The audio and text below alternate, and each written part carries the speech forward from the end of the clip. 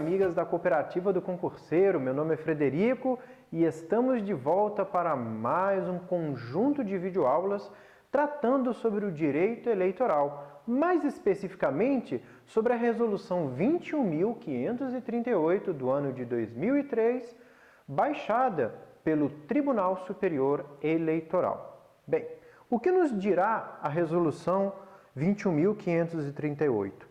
Ela disporá sobre o alistamento e serviços eleitorais mediante processamento eletrônico de dados, com a regularização de situação do eleitor, administração e manutenção do cadastro eleitoral, o sistema de alistamento eleitoral e também a revisão do eleitorado, além da fiscalização dos partidos políticos, entre outros pormenores. Bem, e o seu artigo 1º nos diz que o alistamento eleitoral, feito mediante processo eletrônico de dados, será efetuado em todo o território nacional, na conformidade com esta resolução. Tá bem?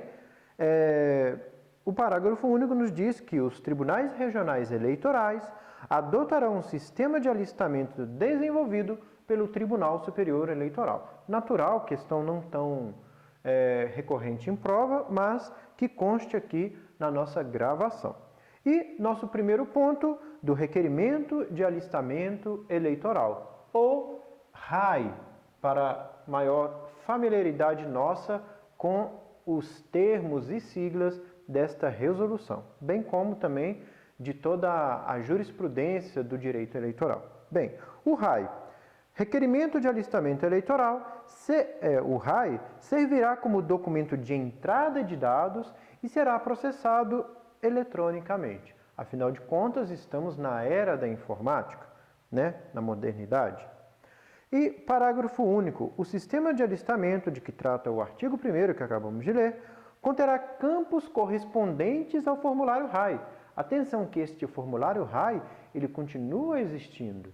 Entretanto, o seu uso já é um pouco menos rotineiro, devido ao avanço da informática, dos meios eletrônicos, da internet. Tudo bem? Artigo 3º. Para preenchimento do RAI, devem ser observados os procedimentos especificados nesta resolução e futuras orientações pertinentes a esta resolução. Bem, artigo 4º, e aí começamos a tratar das operações referentes ao serviço eleitoral. E a primeira delas, a mais importante, é a operação 1, que significa alistamento eleitoral. E isso ocorrerá em duas situações. A primeira delas será quando for requerida a inscrição e o nome do requerente não for identificado em qualquer zona eleitoral do país ou, inclusive, do exterior.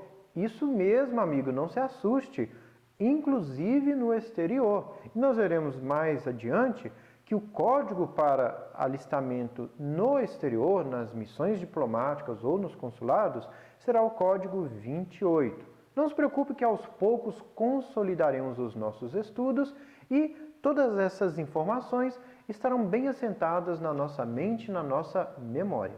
Tudo bem? Bem, então, operação 1, alistamento. Ela ocorrerá em uma primeira situação, quando for requerida a inscrição e quando o nome do requerente não for identificado em zona eleitoral no país ou, inclusive, no exterior. Ou, qual é a outra situação?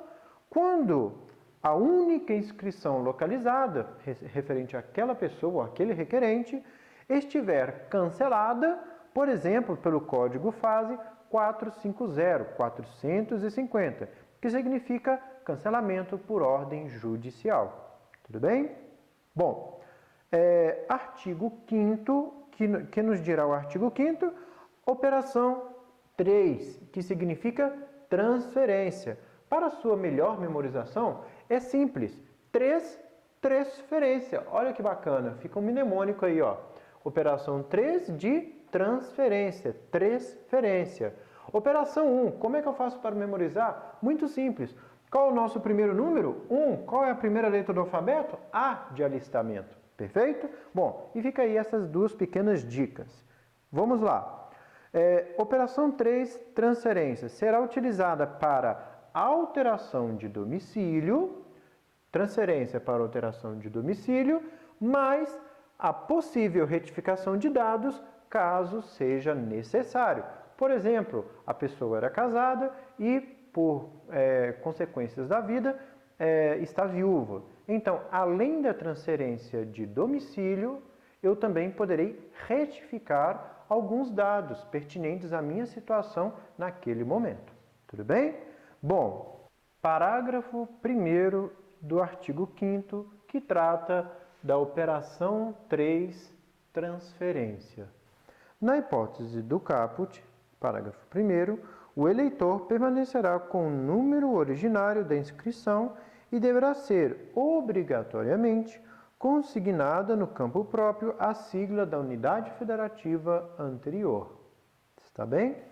Parágrafo 2º, é vedada a transferência de número de inscrição envolvida em coincidência, suspensa, cancelada automaticamente pelo sistema com perda ou suspensão dos direitos políticos, quando a inscrição for cancelada por perda dos direitos políticos, envolvendo o Código Fase 329 e por decisão de autoridade judiciária, que vocês já sabem, né? Fase 450. O que é o Código Fase? Fase, na verdade, significa formulário de atualização da situação do eleitor.